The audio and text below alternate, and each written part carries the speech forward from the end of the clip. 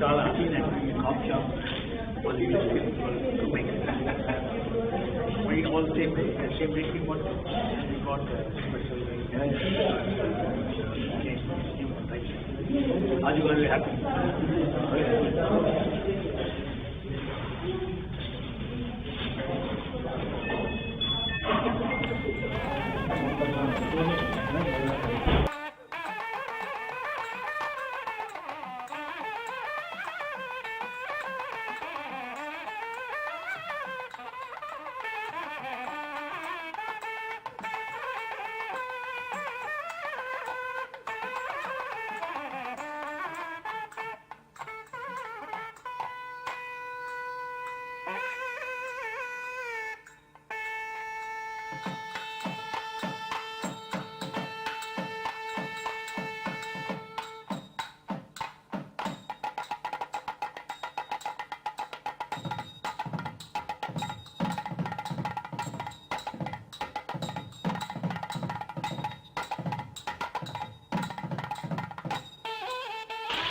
ఒక 2 minutes ఇస్తారు.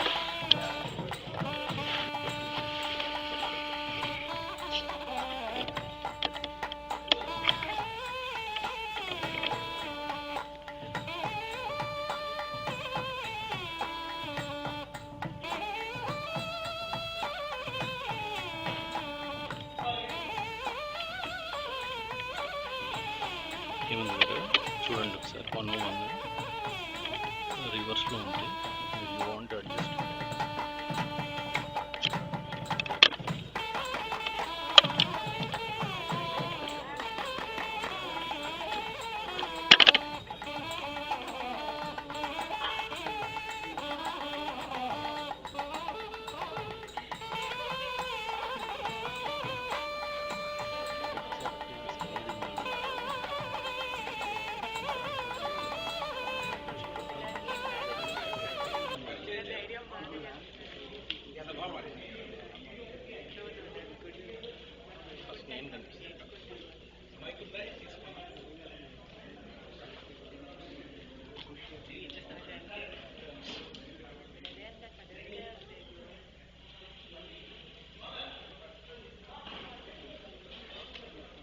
Rio.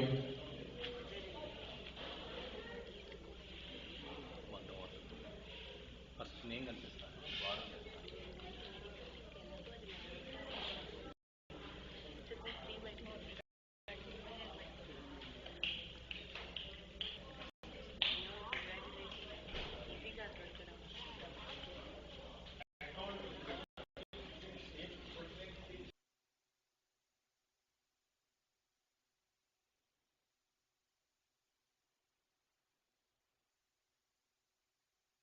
Everybody can come here for Jnana Yajna. Good. In front of Lord Vishweshwara temple. We will get started. Yeah, it will be both అని చెప్పండి. The Jnana Yajna or Pravachanam, Prakrushta Vachanam will be about both Sri Adi Shankaracharya and Sri Ramanujacharya.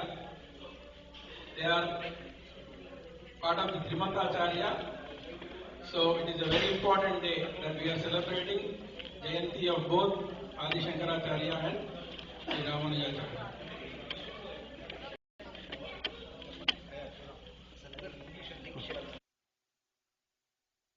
English, so everybody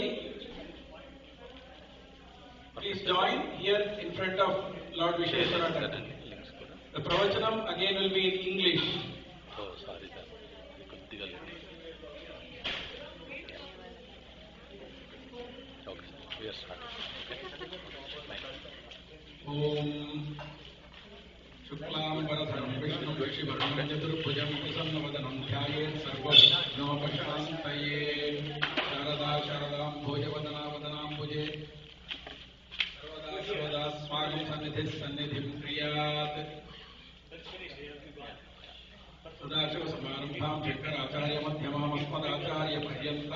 Vande Guru Paramparam. Today we have in front of us Shatavadhani Sri Lalit Aditya Kannavaram.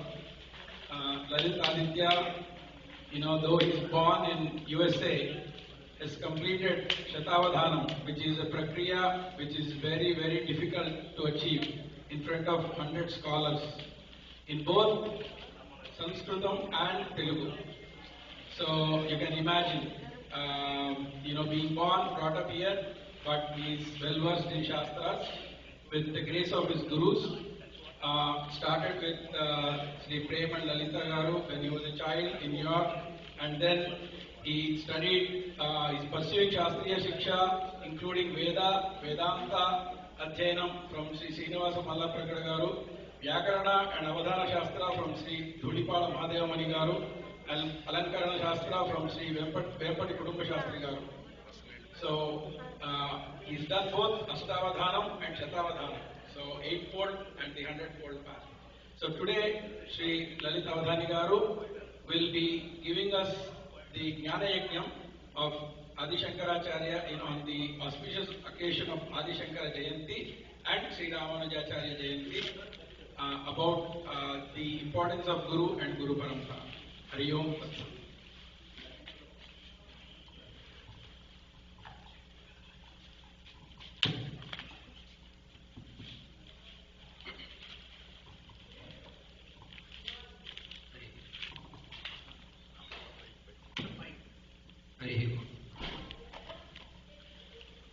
श्रीगुरुभ्यो नमः नमस्तवाभ्यः सभापतिभ्यश्च वो नमः वेदण्डास्यं गिरां देवीं सद्गुरोः पादपङ्कजं जगद्गुरोश्च शृङ्गाद्रस्थितान् वन्देऽर्थसिद्धये वागीशाद्यास्तु मनसः सर्वार्थानामुपक्रमे यन्नत्वाकृतकृत्यास्युस्तन्नमामि गजाननं शारदा शारदाम्भोजवदना वदनाम्बुजे सर्वदा सर्वदास्माकं सन्निधिं क्रियात् सत्यज्ञानसुखस्वरूपममलं क्षीराब्धिमध्यस्थितं योगारूढमतिप्रसन्नवदनं भूषा सहस्रोज्ज्वलं यक्षं चक्रपिनाकसाभयवरान् बिभ्राणमर्कच्छविं छत्रीभूतफणीन्द्रमिन्दुधवलं लक्ष्मीनृसिंहं भजे सदाशिवसमारम्भां शङ्कराचार्यमध्यमाम् अस्मदाचार्यपर्यन्तां वन्दे गुरुपरम्परां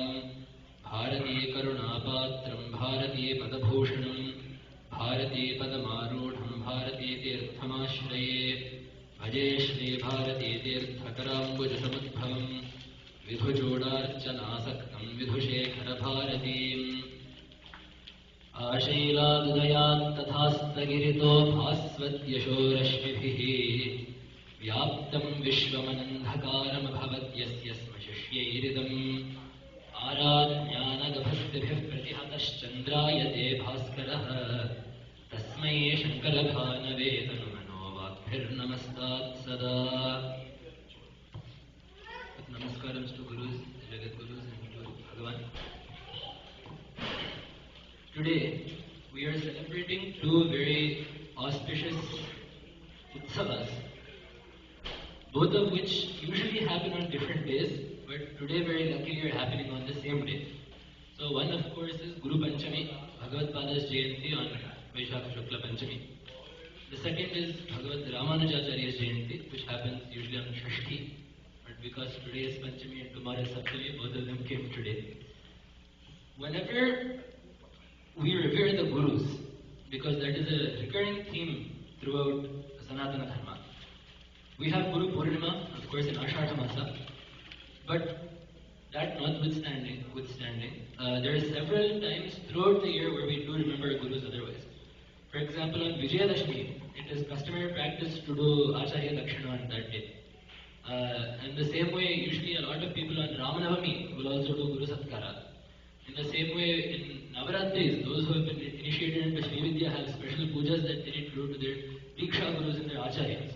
So, although we have earmarked certain days set aside for Guru Puja and Guru Smarana, this is a constant thing that needs to happen throughout the year, in every single Utsava that we celebrate. However, when we set aside a particular day as a Jayanti for the Acharyas, We are celebrating that Acharya's life, that Acharya's works, that Acharya's contribution to Sanatana Dharma. Because for us, just as Vishnu is a Devata, Shiva is a Devata, Shakti is a Devata, the Guru too is a Devata that takes upon many forms. Right? Just as Vishnu has many avatars, just as Shiva also has many forms, as Ganesha has many forms, as Devi has many forms, so too to each person, the Guru takes upon a different form depending on their sampradaya, their nishtha, their sadhana. So although the vyaktis of the Guru may be many, although the individuals may be many, it is one Guru that we are worshipping nonetheless, which is why Guru Purnima has no official title attached to it. It is a generic Guru Purnima, and then you will get specific Guru Utsavas like the ones that we have today. So if we look at the parampara, generally there are two forms of the shloka. Some people say Sadashiva Samarambham, some people say Narayana Samarambham. Of course, there is another version of the shloka where they say Narayana Samarambham, Nathayamana Madhyamam. So, nonetheless, in any case, all these paramparas trace back to Bhagavan and inevitably flow through Vyasa Bhagavan in some way or the other. From Vyasa Bhagavan, the paths diverge. There is a very nice shloka that Appaya Dikshita writes in writing Siddhanta Vesha Sangraha. He says about the different, he speaks of Advaita there, but this goes for all the other Vedantic thought that Sanatana Dharma has as well. Adhigata bhida purvacharya nupetya sahasradha saridiva mahim bhedan samprapya shauri padodgata jayati bhagavatpada shreman mukhambuja nirgata janana harini suktihi brahmadvayeka parayana is what he says. So he likens there the words of Bhagavatpada to Ganga. So Ganga is born, as we know, from a single source, Vishnu's feet, right? Vishnu Padodhavi Ganga.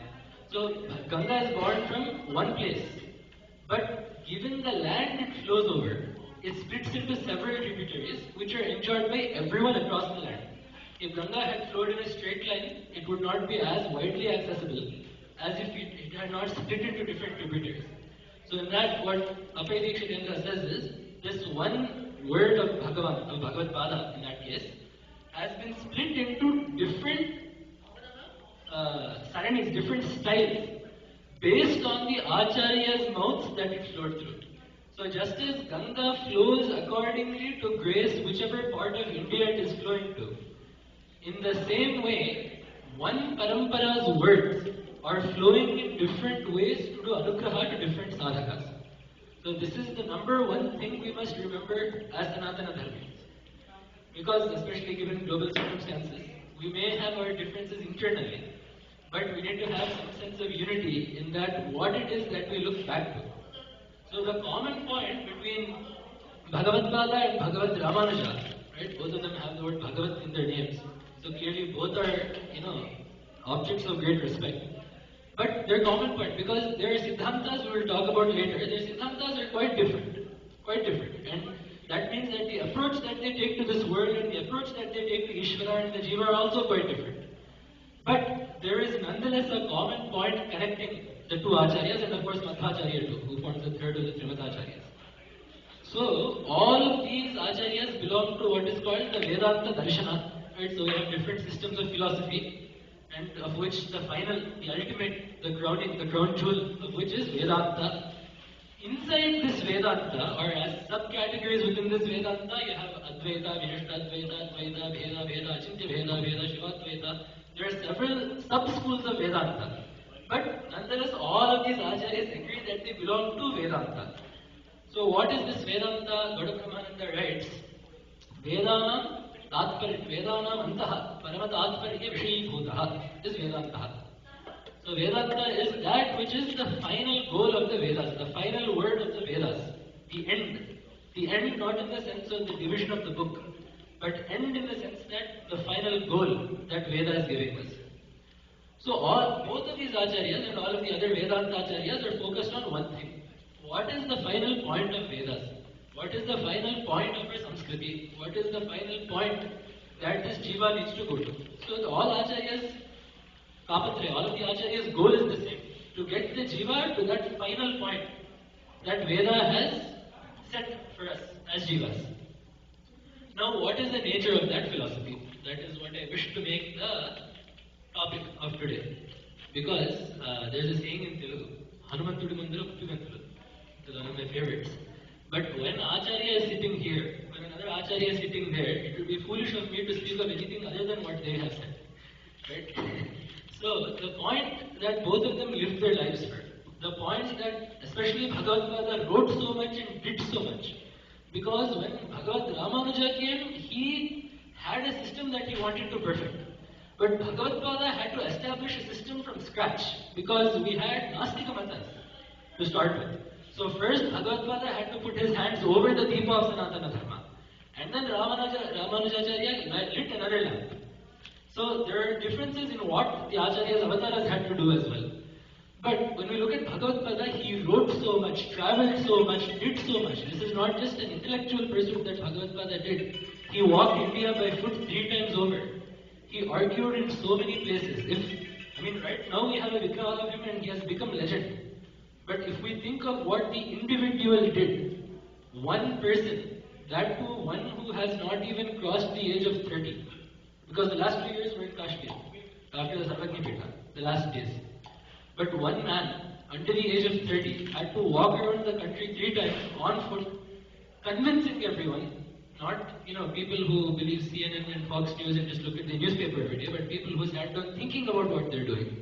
Right? So scholastic people, he had to sit down with them, not argue with them, but convince them, show them what his interpretation was, why it was the most sound one. And he brought all of India under one aegis of Sanatana Dharma. And then of course Ramanujacharya did the same thing when he came. But these acharyas lived their lives with one goal in mind, which was their philosophy. So there is nothing more important to both of these acharyas than their philosophy. So when we respect them, there are 2 parts to this.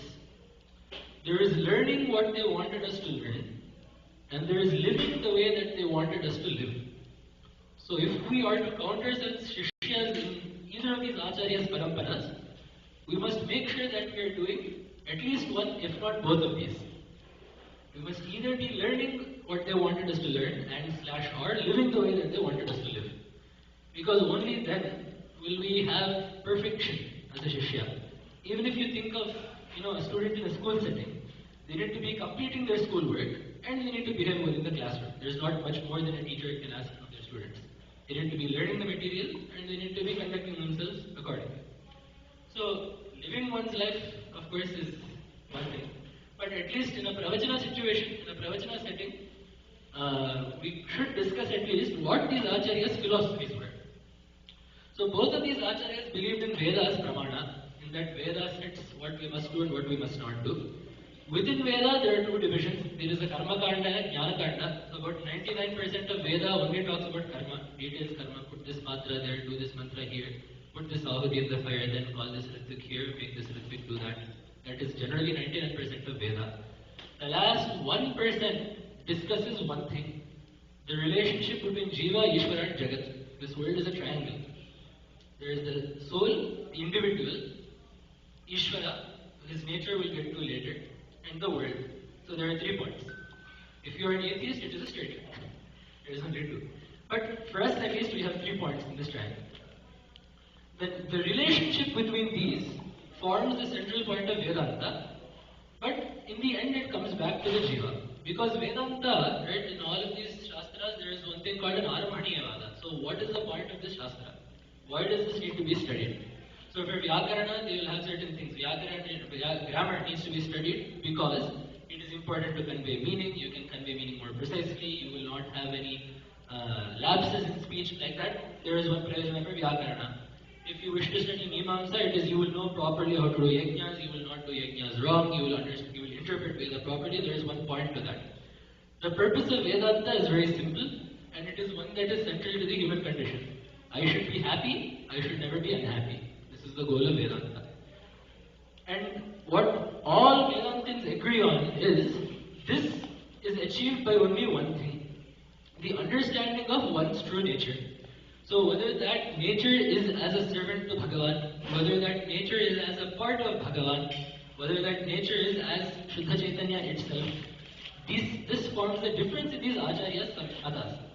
But these acharyas are in wholehearted agreement that Vedas are pramana, in that Vedanta sets the final goal, in that Atma Jnana is what leads to Nishtayasa, Mukti.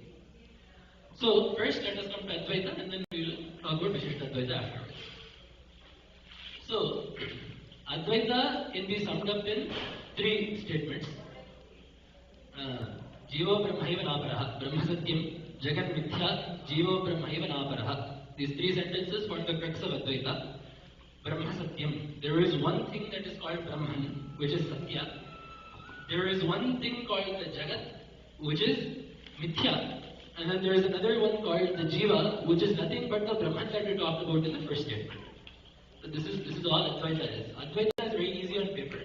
In the mind it becomes harder. So what is the nature of this Satyam? We have said that Brahman is Satyam, which also we have derived from Veda. Satyam Jnanam Anantam Brahma. This is what Veda has said. So we have taken that and said that Brahman is Satyam. What is Satyam? Trikalavaditam Satyam. That which does not change in time is Satya. So something that is beyond time. Then Veda has said one more thing. Jnanam. Jnanam is consciousness. Right? The means by which something is known. The base material by which knowing happens is Chaitanya. Chaitanya is a very hard thing to locate. The word consciousness, especially since Vedanta has become popular, has been thrown around very easily. But when we read books, it is very hard to actually figure out what this consciousness means. Because generally the way people read the word consciousness, they end up interpreting it as the mind. But consciousness is distinct from the mind. Because there is one thing called a Vyavasaya and an Anuvyavasaya. So in Shastra, the example they give is, you see a pot. There are two parts of that. One part is, you say, this is a pot.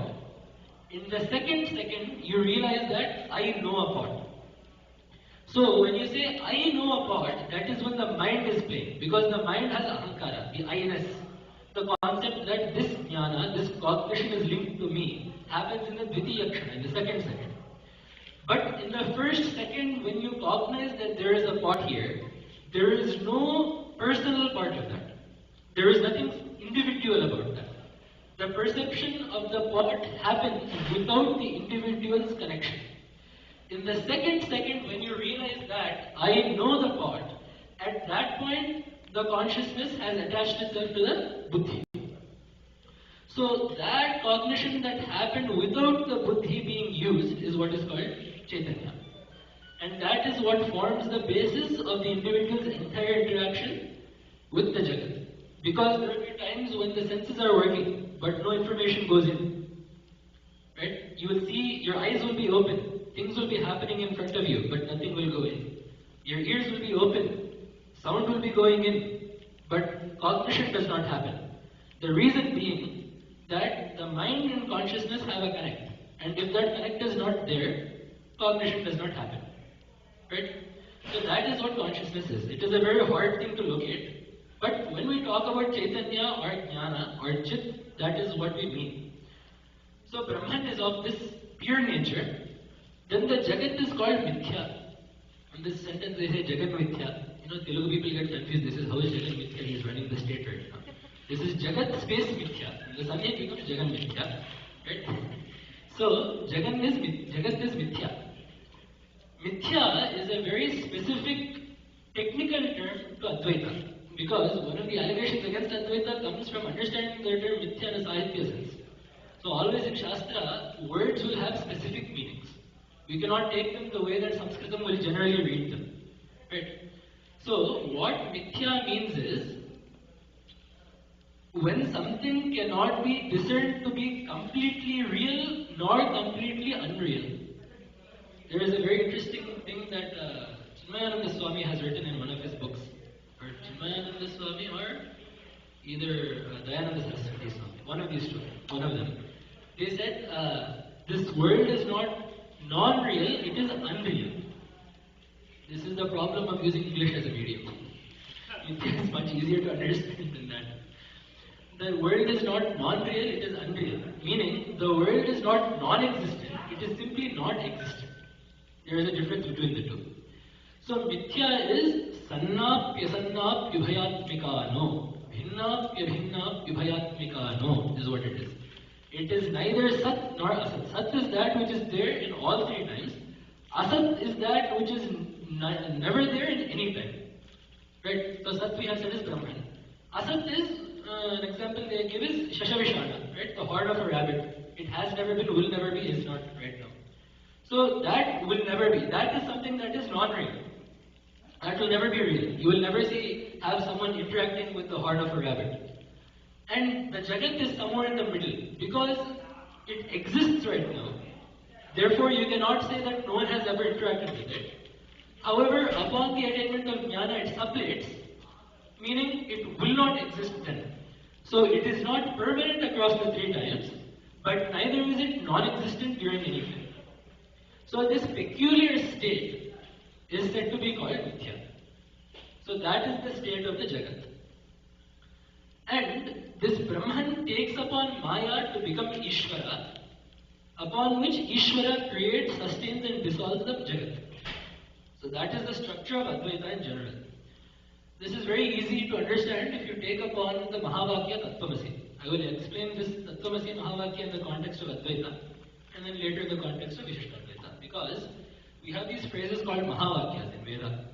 Bhagavad when he assigned the four mathas, he assigned one Veda to each matha and then assigned one Mahavakya from each Veda to each matha. So at least in Advaita, the definition of a Mahavakya is any Vakya that shows Abheda between Jiva and Brahman is called a Mahavakya. The definition obviously changes in Dvaita and Vishishtadvaita. But for example, Ayam Atma Brahma. Ayam means this Atma is Brahman. So the Jiva and Brahman are shown to be non-different. In the same way, Tat Tvam Asi, that is Brahman. Tvam is you, which is the Jiva, Asi, you are. So there again, Abheda is shown, unity is shown. So any statement that shows this is called a Mahavakya. So Tattvamasi is a Mahavakya found in the Chandogya Upanishad of Samaveda. It is a very nice story. Shvetaketu comes home from the Gurukula and Veda says he was straight like a stick. Meaning he came home all stiff and proud that he had studied very well. The father saw that and he was a very diplomatic father. So rather than yelling at him, he said, "It appears that you have learned that upon which knowing there is nothing else to be learned." And then he says one more thing. Have you learned that upon knowing which you have learned everything? This is what is called Eka Vijnanena Sarva Vijnanam. You know one and you know all. Have you learned? It appears you have learned that. Because otherwise you will have no reason to be so proud. This is the question that the father asked. Shvetaketu also is an intelligent kid. He replies, I was very dear to my teacher, but he did not teach me this. The Upanishad is very beautiful in the way it presents stories. So the father is very smart in asking, because the father is basically saying you have no reason to be this proud, because you have not learned that is worth learning. The son replies, I was very dear to my teacher, but he did not teach me this. The kid's problem is, if he says, I have not learned that, the child's fear is that the father will send him back to the Gurukula to learn this again. So in order to prevent that, he says, my teacher was dear, I was dear to my teacher. Means the teacher has taught me everything that he knows, so don't send me back. If you have anything to tell me now. So then the father sits down and does what is called Navakritva Upadesha. Navakritva means 9 times he does Upadesha of the Mahavakya Tattvamasi. So through this Upanishad, especially in the Shashtadhyaya, in the 6th canto, in the 6th chapter, the phrase Tattvamasi comes 9 different times. This is important because there are Tatparya lingas. There are certain red flags that you are told to look for when you are interpreting a text. And one of those is repetition. If someone is saying something many times, it means that that sentence is crucial to the point they're trying to make. So if this Upanishad is repeating the phrase Tattvamasi 9 times upon that, not once or twice, it means that this is very important. And each time, the father changes the example that he is giving. So first he says, just as by knowing mud, you will know everything that is made of mud.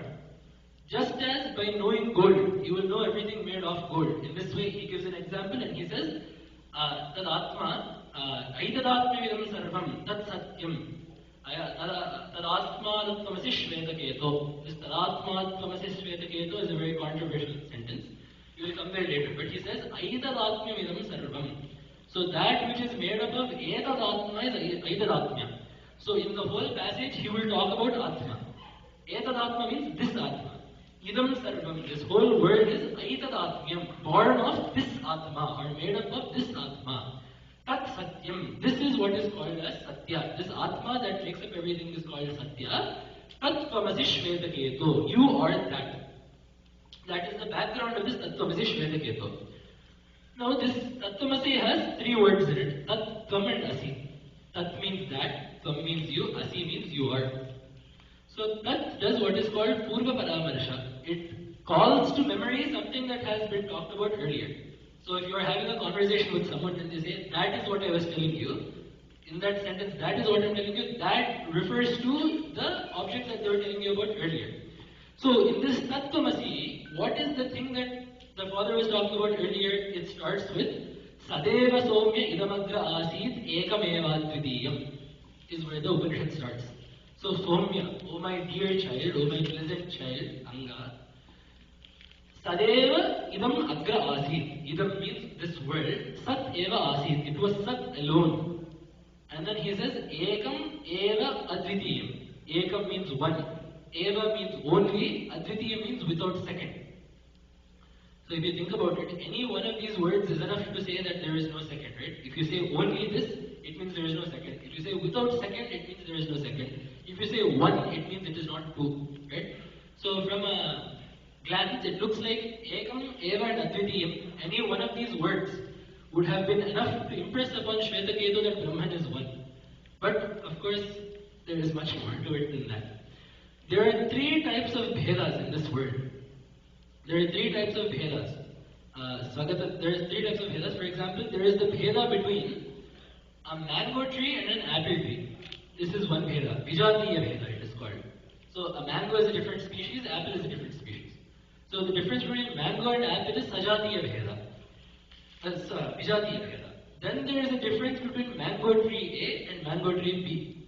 This is called Sajatiya Bheda. Both are mango trees, but the individuals are different.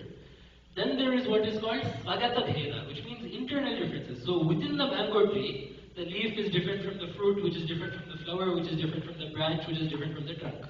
So thus if you classify Bhedas, all Bhedas in this world will fall into one of these three categories. My hand is different from my foot, Svagata Bheda. I am different from my friend, Sajatiya Bheda. I am different from a bird, Vijatiya Bheda. Anything, any Bheda you can think of, any difference you can think of, will fall into one of these. So to say that none of these Bhedas exist, one of the Ekam takes care of the Sajatiya Bheda, Vijatiya Bheda. Eva denies the Sajatiya Bheda. Eva denies the Svagata Bheda. So each one of these words is meant to deny a certain type of Bheda that exists. So basically there is no room for divisions within that Brahman. So this is where we come to the name itself, Advaita. Right? Advaita is a very popular name. It is also being named Advaita these days. And then there is a second child. That is a very interesting thing. The elder brother's name is Advaita. Interesting. So the second brother's name should then be Dvaita, if you think about it. Right? So Advaita is, Dvita is two-ness. Dvita is, Dvi is two, Dvita is two-ness. Dvaita is two-nessness. Literally in English it is two-nessness. Advaita is that which is not two-nessness. Very straightforward meaning. Not two-nessness. So two-ness is Bheda. Right? The concept of a difference happens in the concept of two. So that which has this divide in it is called Dvaita. That is Dvaita. Right? Dvaita becomes Dvaita. And then that in which there is no Dvaita becomes Advaita. Not that to which there is no second. That is a very common mistake. Advaita does not mean there is only one. Advaita means that in which there is no two. It is a very interesting difference to be made. Because the common, point that they say is, we are seeing difference in this world. This world is built on differences. You cannot escape that. So then how is Advaita practical? And let us say it is real, how is it useful? How does it have any use in this world? Right? The thing is, it is theoretically true. That is what it is. Advaita is a theory to be applied because it is that state in which there is no two-ness. This is not a karmadharaya. This is a bahuvri. For those of you that know Sanskritam, it is not Nadvaitam Advaitam. It is Dvaitam Asya Nasti iti Advaitam. So the difference there is that which is not Dvaita is not Advaita. That which does not have Dvaita is Advaita. Right? There is a difference. If you say, for example, Apanihi, Pani is hand, right? So Apanihi can mean a foot because the foot is not a hand.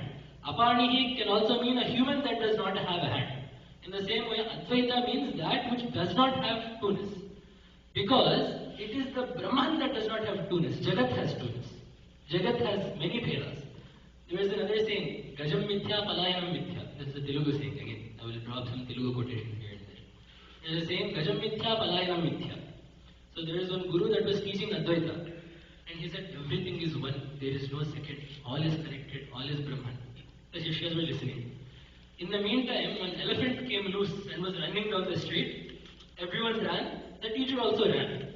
So then one person caught him later and said, you said everything was one, right? Everything is mithya. There is nothing real other than Brahman. Then why did you run away? He said, the elephant is mithya. Running away also is mithya. Right? So the thing to understand is, Brahman operates on a different level in the world. If you see an elephant running to you, the elephant is also Brahman, but still run. That is the crux of Advaita. The elephant is Brahman, but you should still run. That is the point. So in Vyavahara there is Dvaita. But in the Paramarthika Sthiti, there is Advaita. How do we understand this? And the same thing that we talked about Brahman earlier, Sat Chit Ananda, right? There are three things that we talked about. There is nothing in this world that does not have these three aspects in it. For example, if you have a chair, the chair can be tall, short, heavy, plush, wood, iron, metal, whatnot. But at the end of the day, the chair is.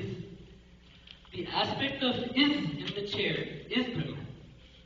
So when you have one thing that lends existence to all else, that existence becomes single, and the expressions of that existence become manifold. So that is the basis of Advaita and saying that Tattvamasi. So the Tat becomes this Brahman that forms the basis of everything. The Tvam becomes the Jiva. And in the essence, the Asi, what it does is, it strips down the Ishvara from all of his qualities. And it strips the Jiva of the Jiva's qualities and says that the Chaitanya of these is one. So, as the father said, right, the Sat is what created these worlds is without differences. So you take away all the qualities of Ishvara in which he creates the worlds, he pervades the worlds, he is omniscient, he is all powerful. And you leave the fact that his true nature is Chaitanya. And then you take the Jiva, and you take away the fact that he is embodied, that he has karma, that he has likes and dislikes, that he has raga dveshas, and you whittle down the Jiva's identity to just his existence. And you say that the Jiva's existence is not independent of Brahman's existence, but these two have one. The existence of these two is one. The same Chaitanya that is enlivening Ishvara on the large scale is the same Chaitanya that is lending consciousness to the Jiva on the small scale. Which is why I started off with consciousness. So the consciousness that allows the senses and the mind to operate is working in a limited scale in the Jiva and in an unlimited scale in Ishvara. So what Advaita does is, this scale, right, the relativeness of these two is dependent on the world. So Ishvara's scale is unlimited in relation to the world. The Jiva is limited in relation to the world. So what Advaita says is, the world is transitory. Once you remove the transitory world, the limitations are gone and what is left is only one. Right? So this is the basis of Advaita, and the benefits of this system is that everything leads back to a single source. It is very, scientifically an interesting one to study. Because you have one origin of matter and energy, and then in the end you go back to one point of matter and energy. Right? So that is the basis of Advaita. So now, we come to Vishishta Advaita. They take the same statement, Tattvamasi. And of course the interpretation is different. Because in Vishishta Advaita, it is Amsha Amshi Bhava. It is not Advaita Bhava. It is not unity, but it is a part to a whole. Because this world does not become mithya. For the Vishishta Advaitins, this world is real, but it is Bhagavan that is the Antaryami of it. So there are many forms that Bhagavan takes in Vishishta-Advaita. There is Archavatara, Vibhavavatara, and of course there is the true form of Bhagavan which is in Vaikuntha Loka with Lakshmi on Sheshatalpa with 4 arms and all of that. So that that being the case of Ishvara, the Jiva never has Aikya with Ishvara. Which is why in the Venkateshwara Prapatti we say Syam Kinkaro Vrishagirisha Na Jatu Mahyam. So I will ever be your Kinkara, but never you. That is what the foundation of Vishishtaadvaita is. So now when they take Tattvamasi, they need to have a different interpretation because they cannot say Tattvamasi, you are that, because you are fundamentally not that. So they take a different reading in which Tat means Tadiyastvamasi, you belong to that. Right? So if you say in Advaita, Tat is taken to be a different word. The Padachana is Tat, space Tvam, space Asi. In Vishishtadvaita, there are two ways of seeing it. Tattvamasi means either you are like that or Tattvam, that's Tvam, you are. Right? So just as like Rama Bhakta means Rama's Bhakta, Tattvam means Tattvam. You belong to that. In that the Bhakta will always be a step below Bhagavan. Right? He will never attain the status of Bhagavan because Bhagavan is without second. That is the way that the Advitiyatva of Brahman is interpreted there. And in doing so, what happens is the Vedavakyas get a different meaning based on this reading. Right? Every Sampradaya will read the Vedavakyas differently. For example, in Advaita, Brahman is of the nature Satyam, Jnanam and Anandam. Right? Brahman is Satyam, Brahman is Chaitanya, Brahman is Ananda. In the Advaita that we just talked about. In the Vishishtadvaita school, Brahman is not of that nature because that becomes Nirguna. But he is the repository of those gunas. He is Ananta Kalyana Gunabhirama. He is the storehouse of those qualities. So Brahman is not the embodiment of Ananda, but he is the repository of endless Ananda. Namely, Ananda is a guna that is found in Bhagavan without limit. There is a difference in the philosophical underpinnings of this. And they go into some grammar-based things to derive this as well. For example, there is Nityam Vijnanam Anandam Brahma is one statement in Veda. So in this, they say Nityam, so Brahma first is an Apumsakalinga Shabda, it is a neuter word. So Nityam is in the neuter case, and the neuter gender. Right? Vijnanam is also a neuter word. Interestingly here, Anandam is also neuter. So in Sanskritam, actually the Shabda is Anandaha. It should be Anandaha Brahma. Right? But in this case, what Veda has said is Anandam Brahma. So now the interpretation of the Veda, the word Anandam has to change. It cannot just mean happiness. So now you go back to Panini. There is one pratyaya that you add called Ach pratyaya that is applied to the Arshadigana. But this Ach pratyaya, when it is applied, it gives the Madhubandha, meaning belonging to that. So when you have this Anandaha and you add this Ach suffix to it, then it will get the neuter gender and you will get Anandam. So what the word Anandam ends up meaning is that which has Ananda. So what is happening is, you will use the same Upanishad to draw out the conclusion that Bhagavan has Ananda rather than Bhagavan is Ananda. In the same way, there is another Upanishadic statement. Anandam Brahmano Vidvan is another statement. Brahmanaha Anandam Vidvan. The knower of Brahman's Ananda. Right? Brahmana is in the possessive case, the genitive case. Brahmanaha Anandam Vidvan. Brahmanaha Anandam. Brahman's Ananda. Right? So whenever you have possession, whenever you have the genitive case, it has to imply a bheda between the two. Right? If you say my book, it follows that you and the book have to be separate. My house, you and the house are definitely separate. So if Veda says Brahmanaha Anandam, Brahman's Ananda, it means that Brahman has to be separate from the Ananda. And then you have to look at the relationship that these two words have, and in this case is Swaswami Bhava or Nirupi Nirupaka Bhava. Right? The Anandam is denoted by its connection to Brahman. So these are all ontological differences. But the point I wish to show is it is the same Upanishad, the same statement that is being used to derive these two. And it is not like Advaitins also don't have an interpretation of this. They will take this to mean, the Shashti to mean Aupacharika Bheda. Aupacharika Bheda means a difference that is only being shown to make a point, but one that is not absolutely true. For example, there is one statement called Rahu Shiraha, the head of Rahu. Rahu, the head belongs to Rahu. but there is nothing else besides the head in Rahu. Rahu is only the head. But if you take Rahu as the individual, then it is Rahu's head. If you take Rahu to be just the body part, then he is the head. So just also in the same way that Rahu is just the head, but if you take Rahu as the entity, it becomes Rahu's head. In the same way, Brahman being Ananda, you take the entity of Brahman being possessed of the nature of Ananda, and then Brahman becomes Ananda. So, this is an endless tennis match. It goes back and forth like this. But the point being, both of these acharyas are drawing from the same Vedavakyas. So, which is why, whereas in Advaita, the road to moksha focuses on understanding one's nature as Brahman. Because as I said, the difference exists only in the world, which is born of Mithya, which is born of Maya. You cast off Maya, you realize unity with Ishvara, you become Brahman. So knowledge of the self is the main road to moksha in Advaita. Whereas in this case, because there is no unity, you instead have a loka. There is a presence of Bhagavan that is untouched by Maya. Because the logic there is, this Maya is Bhagavan's Shakti. This Maya is the power of Bhagavan. So, just as the fisherman's net falls upon that which the fisherman chooses to cast on. Right? So the fisherman, if he wants to catch a particular fish, he will throw the net on that fish. So in the same way, Bhagavan chooses to throw Maya upon this world. But there is an observation made. The fisherman can only catch the fish far away from him. The fisherman, the fish at the fisherman's feet do not fall in the fisherman's net. So in the same way, the Acharyas of Vishishtadvaita are right.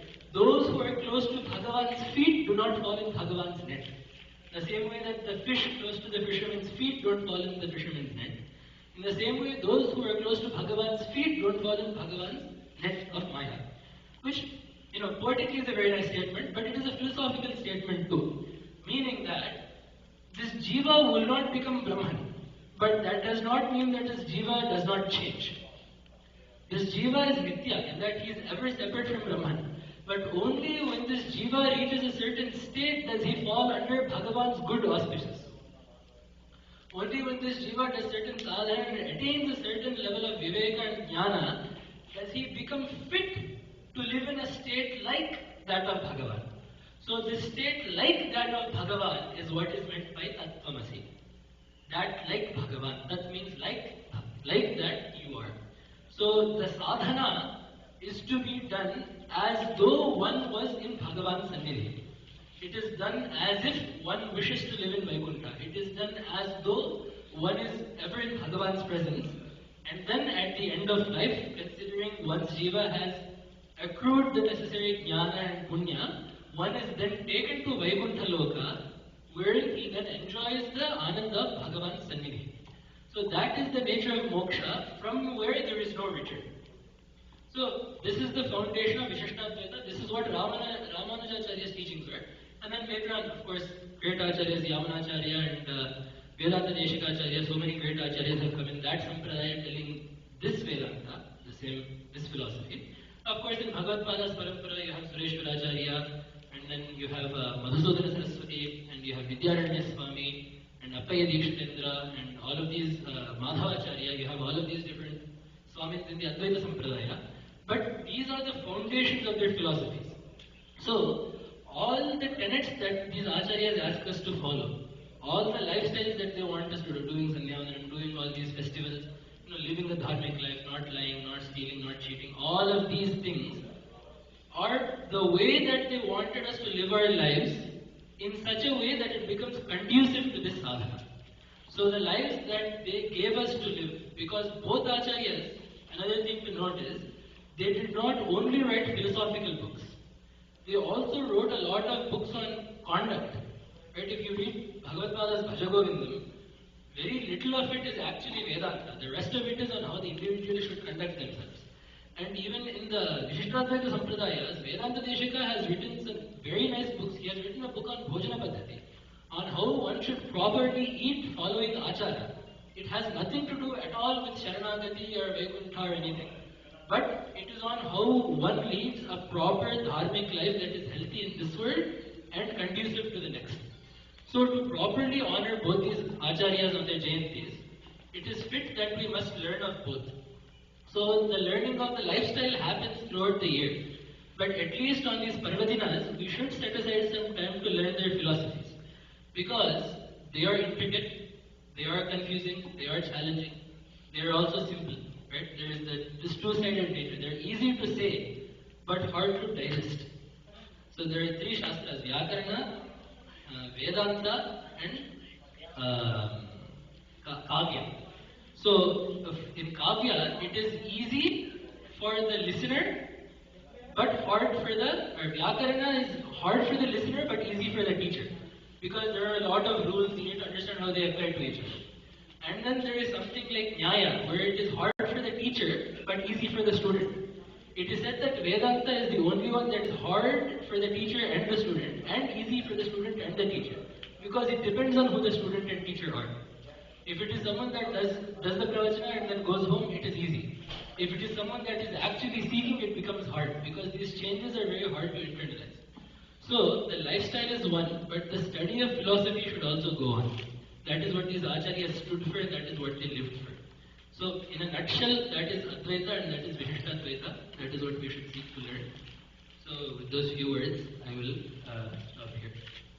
येषा वाङ्मे पूजा श्रीमच्छङ्करपादयोः अर्पिता तेन देवेश प्रीयतां मे सदाशिवः तव तत्त्वन्न जानामि कीदृशोऽसि महेश्वर यादृशोऽसि महादेव तादृशाय नमो नमः.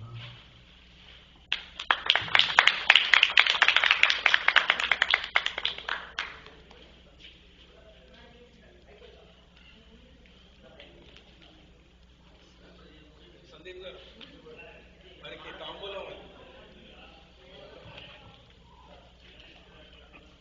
What a wonderful, wonderful Jnana Yajnam, where Avadhani Garu just gave us a summary of the great acharyas in both traditions and explained, the difference of Soham and Dasoham in a nutshell.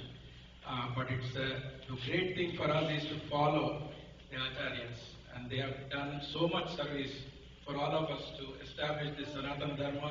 Again and again they come once in thousands of years and then establish it. So let's all do our best to follow. And now we will do a little satkaram for Avadhani Garu by temple. Thank you, Lalit Garu. We always hear your voice and your pravachan. It is so great to have you here on this auspicious day. Thank you very much. Especially in English, they understand. Yeah. It's very important. A lot of people are confused. It's very important for English.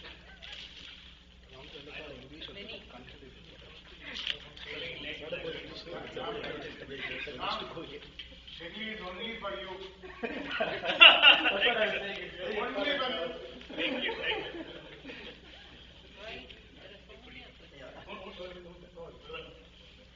Om Sahasraparama Devi Shadamola Shadankura Sarvakam Haratume Bhavam Dhurvadu Swapnanasami.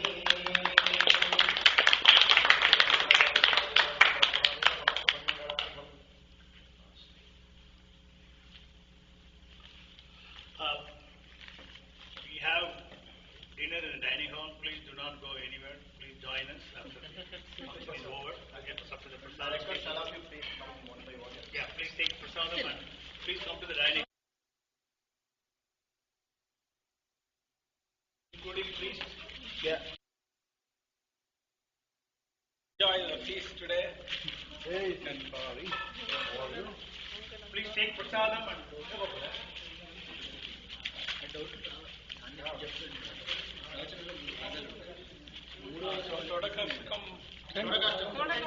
Raju garu.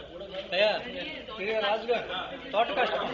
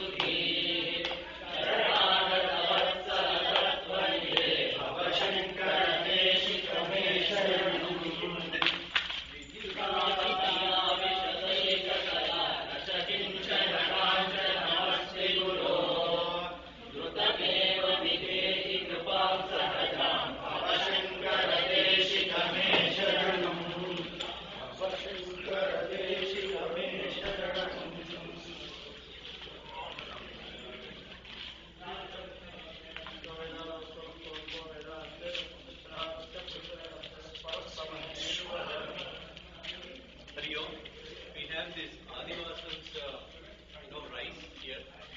Please, each one of you, please take one packet. You can use it if you want. Okay.